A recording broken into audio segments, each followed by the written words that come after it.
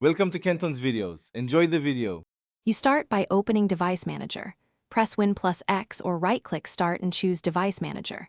Make sure you have admin rights and that the device is powered and connected because disconnected hardware won't appear. Once done, scan visually for yellow warning icons and note exact device names. That lets you target the correct driver. Don't waste time on basic setup. Begin with the visible devices and prepare to inspect properties for the first actionable checks. You now expand the relevant category and right-click the device to open properties. This is where the how and why converge. Check the driver tab for version, date, and provider so you know if an update is needed. Use Update Driver to search automatically or browse a folder, and roll back if a recent update broke functionality.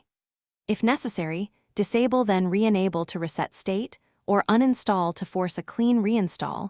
These actions fix corrupted drivers.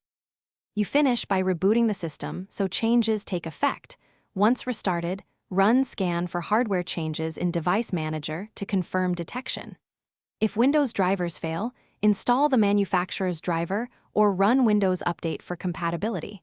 Firmware or BIOS updates sometimes solve persistent issues.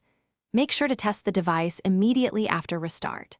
If things go wrong, boot to safe mode and uninstall the problematic driver or